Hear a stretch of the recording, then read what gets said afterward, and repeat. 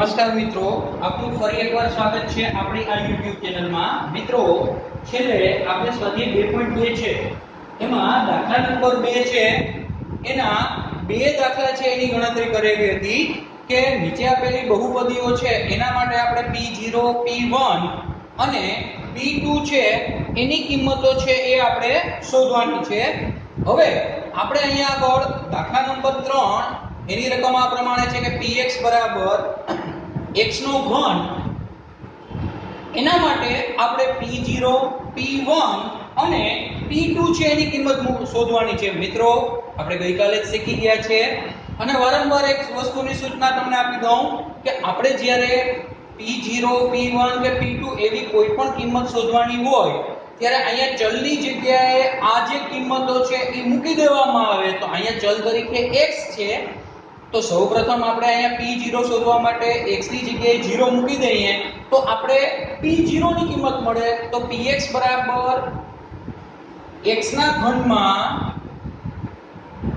x બરાબર 0 લેતા, હવે આપણે x બરાબર 0 લઈ લઈએ તો આપણને p0 ની કિંમત મળે 0 નો ઘન, અને કોઈ પણ 0 છે એની કોઈ પણ ઘાત આવે એની કિંમત થાય 0, એટલે અહીંયા આગળ p0 છે એની કિંમત મળે તો કે 0। હવે આપણે આના માટે p1 ની કિંમત શોધવી હોય તો px બરાબર x ઘનમાં x બરાબર 1 લેતા, એટલે કે આપણને જ્યાં પણ અહીંયા x દેખાય છે ત્યાં આગળ આપણે 1 મૂકી દેવાનો। આપણે કોની કિંમત શોધવાની છે તો કે x બરાબર 1 આગળ, એટલે કે p1 ની કિંમત શોધવાની છે। તો જ્યાં આપણને x મળે ત્યાં આગળ આપણે 1 મૂકી દેવાનો। તો આપણે લખી શકીએ p1 બરાબર અહીંયા x એટલે એની જગ્યાએ 1 મૂકી દેવાનો, 1 નો ઘન। અને મિત્રો, આપણને ખબર છે કે 1 ના ઘન છે એની કિંમત 1 જ મળે। હવે આપણે અહીંયા ત્રીજું શોધવાનું છે, p2 ની કિંમત શોધવાની છે। હવે જુઓ, અહીંયા આપણે p2 છે એની કિંમત શોધવા માટે ફરી પાછો જ્યાં x દેખાય ત્યાં આપણે કેટલા મૂકી દેવાના રહે તો કે આપણે 2 મૂકી દેવાના રહે। તો આપણે px બરાબર x ઘનમાં x બરાબર 2 લેતા, તો જ્યાં આગળ આપણને અહીંયા x દેખાય છે ત્યાં 2 મૂકી દો તો આપણને p2 ની કિંમત મળે। તો આપણે લખી શકીએ કે p2 બરાબર અહીંયા x ની જગ્યાએ આપણે 2 મૂકી દેવાના। તો x ની જગ્યાએ 2 મૂકવામાં આવે તો અહીંયા x નો ઘન છે, તો x બરાબર 2 મૂકીએ તો આવે 2 ની 3 ઘાત। હવે 2 ની 3 ઘાત એટલે મિત્રો આપણને ખબર છે કે 2 નો 3 વખત ગુણાકાર, 2 નો 3 વખત ગુણાકાર કરો તો 2 2 4 2 8 મળે। 2 નો ઘન એટલે 2 ગુણ્યા 2 ગુણ્યા 2, તો p2 છે એની કિંમત આપણને મળે 8। તો આમ અહીંયા આગળ મિત્રો p0 ની કિંમત 0 મળે, p1 ની કિંમત 1 મળે અને p2 ની કિંમત 8 મળે। હવે મિત્રો, તમને એક મુદ્દો છે કે તમારે હોમવર્કમાં કરવાનો છે। આને આ દાખલામાં આગળ માનો કે તમને p3 અને p4 ની કિંમત આપી હોય તો અહીંયા x ની જગ્યાએ p3 અને p4 મૂકી અને એની ગણતરી કરજો જોઈએ એનો જવાબ શું આવે હવે તમને ખબર પડી જાવ જોઈએ। જો p3 મૂકીએ તો 3 નો ઘન 3 3 9 3 27 આવે, અને જો p4 શોધવામાં આવે તો 4 નો ઘન ચોકે ચોકે 16 16 ચોકું 64 છે એ આન્સર આવે। હવે દાખલા નંબર 2 છે એનો છેલ્લો દાખલો આપ્યો છે કે એમાં આપણે કીધું છે કે px બરાબર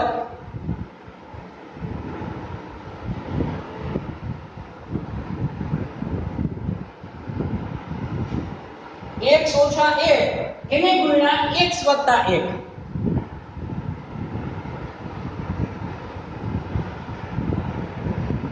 મિત્રો, આ દાખલાની ગણતરી છે એ આપણે બે રીતે કરી શકીએ।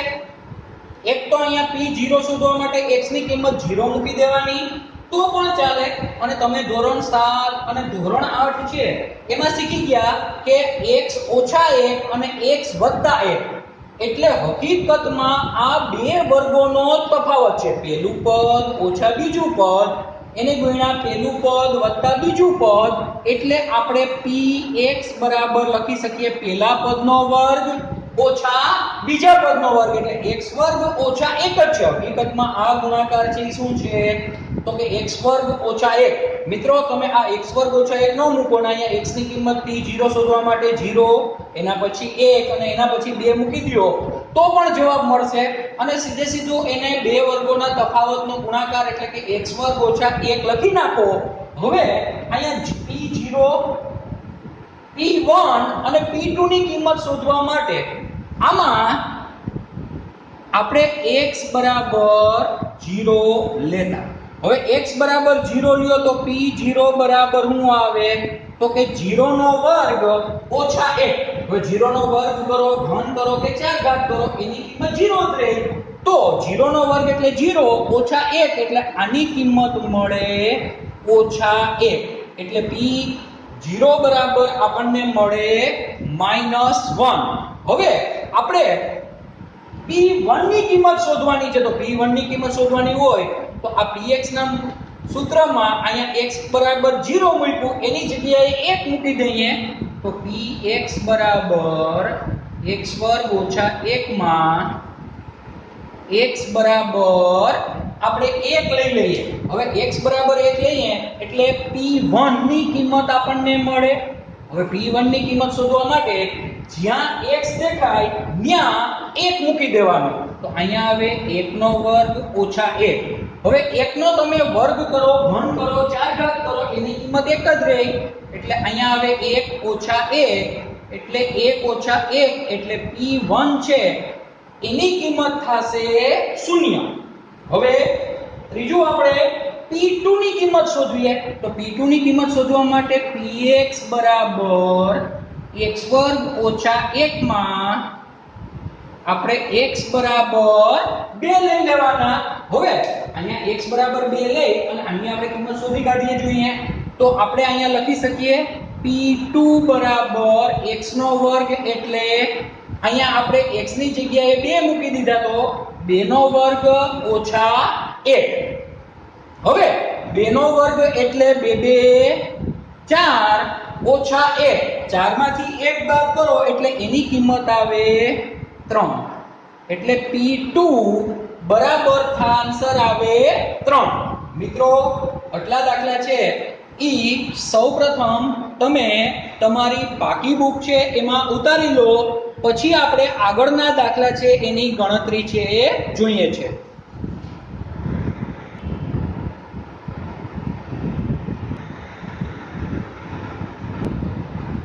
ચાલો મિત્રો હવે આપણે એના પછી દાખલા નંબર 3 છે એની ગણતરી કરીએ. દાખલા નંબર 3 છે એની રકમ આ પ્રમાણે છે કે નીચેની બહુપદી સામે દર્શાવેલી x ની કિંમતો છે એ આપેલ બહુપદીના શૂન્યો છે કે નહીં તે ચકાસો. હવે મિત્રો એક બાબત ખાસ આપણે યાદ કરી લઈએ કે ગઈકાલે આપણે ભાગ નંબર 3 છે એમાં શરૂઆતમાં જ પહેલો મુદ્દો લીધો તો કે બહુપદીના શૂન્યો કોને કહેવાય. તો કે જે ચલ છે એની આપણને કિંમત મળે એની કિંમત બહુપદીમાં મૂકવાથી સમગ્ર બહુપદી છે એની જો કિંમત શૂન્ય થતી હોય તો એને આપેલી બહુપદીનો શૂન્ય અથવા ઉકેલ અથવા તો એના બીજ કહેવાય. હવે અહીંયા આપણને રકમમાં આપેલું છે કે px બરાબર 3x વત્તા 1 અને x બરાબર ઓછા 1/3. તો આપણે અહીંયા એ બતાવવાનું છે કે x બરાબર ઓછા 1 ના છેદમાં 3 ઈ 3x વત્તા 1 બહુપદી છે એનું શૂન્ય છે કે નહીં. શૂન્ય એટલે કે એનો ઉકેલ છે કે નહીં. હવે એનો ઉકેલ છે કે નહીં ઈ ચકાસવા માટે આપણે એક વસ્તુ કરવી પડે કે અહીંયા x ની જે કિંમત આપેલી છે એને આપેલી બહુપદીમાં x ની જગ્યાએ મૂકી દેવાની. જો આ બહુપદી છે એની કિંમત શૂન્ય થઈ જાય તો ઈ બહુપદીનું શૂન્ય છે અને જો શૂન્ય કિંમત ન થાય તો ઈ બહુપદીનું શૂન્ય નથી. તો ચાલો આપણે આની ચકાસણી કરવા માટે અહીંયા x બરાબર ઓછા 1/3 લઈએ. એટલે કે આપણે x બરાબર -1/3 લેવા પડે. તો x બરાબર -1/3 લઈએ તો આપણે p ઓછા 1/3 ની કિંમત શોધીએ. તો 3 ના 3 જ્યાં x દેખાય ત્યાં આપણે મૂકવાના છે -1/3 વત્તા 1. હવે અહીંયા 3 ગુણ્યા ઓછા 1/3 આવ્યા. તો અહીંયા આ છેદમાં 3 અને અંશમાં 3 છે ઈ ચોટ થઈ જાય, ઈ એકબીજાને કેન્સલ થઈ જાય. તો અહીંયા વધે ફક્ત -1 અને અહીંયા વધે +1. તો +1 અને -1 એટલે 0. તો અહીંયા કિંમત 0 આવે છે. એનો મતલબ કે x બરાબર ઓછા 1/3 છે એ આપેલ બહુપદીનું શૂન્ય છે. તો આપણે લખી શકીએ કે તેથી x બરાબર ઓછા 1/3 એ px બરાબર 3x + 1 નું શૂન્ય છે. હવે આ જ રીતે આપણે દાખલા નંબર 2 છે એની રકમ કંઈક આ પ્રમાણે આપેલી છે. મિત્રો આ દાખલા છે એ અતિશય સરળ છે. ખાલી ધ્યાન આપજો, આપણે અહીંયા x ની જે કિંમત આપેલી છે એ જ કિંમત મૂકી દેવાની છે. તો આપણને જો શૂન્ય મળે તો એ બહુપદીનું શૂન્ય છે, અને અહીંયા કિંમત શૂન્ય ન મળે તો એ બહુપદીનું શૂન્ય નથી. બીજા દાખલાની રકમ આપેલી છે px બરાબર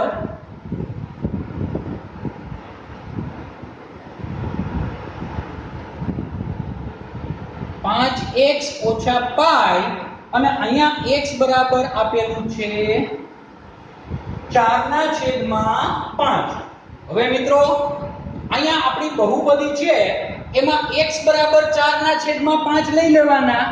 x બરાબર 4/5 લેતા એટલે અહીંયા જ્યાં x છે ત્યાં આપણે 4/5 મૂકીએ તો px બરાબર અહીંયા 4/5 તો p 4/5 બરાબર 5 એને ગુણ્યા 4/5 ઓછા π.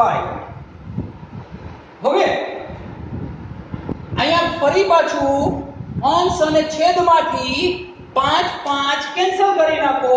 તો 5 કેન્સલ કરો તો અહીંયા વધે 4 ઓછા 5. આની કિંમત શૂન્ય નથી એટલે બરાબર નથી 0, અને બરાબર 0 ન આવે તો એનો મતલબ કે x બરાબર 4/5 એ આપેલી બહુપદી 5x - π છે એનું શૂન્ય નથી. તો આપણે લખી શકીએ કે તેથી x બરાબર 4/5 એ બહુપદી px બરાબર 5x - 5 નું શૂન્ય નથી. મિત્રો અતિશય સરળ દાખલા છે. તમારે ફક્ત x ની જે કિંમતો આપેલી છે એ બહુપદીમાં x ની જગ્યાએ મૂકી દેવાની છે, અને જો શૂન્ય આવી જાય, જવાબ 0 થઈ જાય તો એ બહુપદીનું શૂન્ય છે, અને નોટ ઇક્વલ ટુ 0 આવે તો એ બહુપદીનું શૂન્ય નથી એમ આપણે કહી શકાય. તો મિત્રો સૌપ્રથમ તમારી બાકી બુક છે એમાં આ બે દાખલાઓ છે એની ગણતરી કરી લો. એના પછી આપણે આગળ દાખલા નંબર 3 છે એની ગણતરી છે એ કરીએ છીએ. ચાલો મિત્રો આપણે એના પછીના દાખલાની ગણતરી કરીએ. અહીંયા રકમ આપેલું છે કે px બરાબર x² - 1, અને અહીંયા આપણને x બરાબર +1 અને -1 આપેલું છે. તો સૌપ્રથમ આપણે આ રકમમાં x બરાબર 1 લઈને ગણતરી કરશું અને જોશું કે બહુપદી px છે એની કિંમત શૂન્ય મળે છે કે નથી મળતી. પછી આપણે અહીંયા x ની જગ્યાએ -1 લઈને ગણતરી કરશું અને જોશું કે આપણને અહીંયા કિંમત છે એ બહુપદીની શૂન્ય મળે છે કે નથી મળતી. તો ચાલો આપણે આ દાખલા છે એની ગણતરી શરૂ કરીએ. તો સૌપ્રથમ અહીંયા x બરાબર 1 લેતા. હવે જો આપણે x બરાબર 1 લઈએ એટલે કે આપણે p1 ની કિંમત મળે. તો p1 બરાબર આપણે અહીંયા જ્યાં x દેખાય ત્યાં 1 મૂકવો પડે. તો x નો વર્ગ છે એટલે 1 નો વર્ગ - 1. હવે મિત્રો આપણને ખબર છે કે 1 ની તમે ગમે એટલી ઘાત કરો એની કિંમત 1 જ આવે, તો અહીંયા આવે 1 ઓછા 1 એટલે આની કિંમત આવી 0. હવે અહીંયા શૂન્ય કિંમત મળી એનો મતલબ કે સમગ્ર બહુપદીની કિંમત જો શૂન્ય થાય તો x બરાબર 1 એ આપેલી બહુપદીનું શૂન્ય છે. તો આપણે લખી શકીએ કે તેથી x બરાબર 1 એ આપેલ બહુપદી px બરાબર x વર્ગ ઓછા 1 નું શૂન્ય છે. હવે આપણે અહીંયા x બરાબર -1 લઈ અને ચકાસણી કરી લઈએ. જો x બરાબર -1 લઈ અને સમગ્ર બહુપદીની કિંમત શૂન્ય આવે તો -1 છે એ પણ બહુપદીનું શૂન્ય થશે. તો ચાલો આપણે આની ગણતરી છે એ કરીએ. તો આપણે અહીંયા px બરાબર x વર્ગ ઓછા 1 માં x બરાબર -1 લેતા તો આપણે અહીંયા p -1 ની કિંમત શોધવી પડે. તો p -1 બરાબર આપણે લખી શકીએ કે જ્યાં x દેખાય ત્યાં હવે આપણે -1 મૂકવું પડે. તો -1 નો વર્ગ ઓછા 1 -1 છે એનો વર્ગ કરો તો ઈ પણ થાય +1. તો 1 -1 એટલે 0 મળે. એનો મતલબ કે x બરાબર ઓછા 1 છે એ પણ બહુપદી px બરાબર x વર્ગ ઓછા 1 નું શૂન્ય છે. તો આમ આપણે કહી શકીએ કે x બરાબર 1 અને ઓછા 1 ઈ બંને આપેલી બહુપદી છે એના શૂન્યો છે. મિત્રો એના પછી દાખલા નંબર 4 ની રકમ આ પ્રમાણે છે કે px બરાબર x વત્તા 1 એને ગુણ્યા x ઓછા 2 આપણે x બરાબર ઓછા 1 અને 2 આ બે લઈ અને આની શૂન્યની ચકાસણી કરવાની છે. મિત્રો આપણે અગાઉ આ 3 દાખલા ગણ્યા એની જેમ જ આ એક દાખલો છે એ તમારે હોમવર્કમાં કરવાનો છે. સૌપ્રથમ અહીંયા x ની જગ્યાએ ઓછા 1 મૂકી અને ચકાસણી કરવાની છે કે સમગ્ર બહુપદી છે એની કિંમત શૂન્ય થાય છે કે નહીં. પછી x બરાબર 2 મૂકી અને અહીંયા ચકાસણી કરવાની છે કે સમગ્ર બહુપદી છે એની કિંમત શૂન્ય થાય છે કે નહીં. અથવા આની એક બીજી પણ રીત છે કે જે આના પછીના વિડિયોમાં આપણે જોશું. મિત્રો તમે એક આ રીતે પણ દાખલાની ગણતરી કરી શકો અથવા બીજી રીત એ છે કે તમે અહીંયા x વર્ગ ઓછા 1 બરાબર 0 લઈ લ્યો અને એને બરાબરની 1 ને જમણી બાજુ લઈ અને x ની કિંમત મેળવો અને x ની કિંમત અહીંયા 1 અથવા ઓછા 1 મળી જાય તો એ બહુપદીના શૂન્ય થાય. પણ અત્યારના તમારી પાકી બુકમાં આ દાખલાઓની ગણતરી કરી લો. દાખલા નંબર 4 એક તમારે ગૃહ કાર્ય એટલે કે હોમવર્કમાં કરવાનો છે. મિત્રો એકાદો દાખલો આપણે હોમવર્કમાં કરીએ તો પ્રેક્ટિસ પણ થાય અને છતાં પણ કોઈને આ દાખલો હોમવર્કમાં ન આવડે તો તમને ખ્યાલ છે કે તમારે કયા WhatsApp નંબર ઉપર તમારું ધોરણ, વિષય, સ્વાધ્યાય અને દાખલા નંબર લખી અને મોકલી દેવાના છે. તો આના પછીના વિડિયો જ્યારે આપણે અપલોડ કરીશું એમાં આ દાખલાની આપણે ગણતરી છે એ કરાવી દેશું. પણ આમ તો મને વિશ્વાસ છે કે તમને આ દાખલો ડેફિનેટલી આવડી જ જશે. તો ચાલો આ દાખલાઓ છે એ તમારી પાકી બુકમાં તમે ઉતારી લો. તમારો ખૂબ ખૂબ આભાર.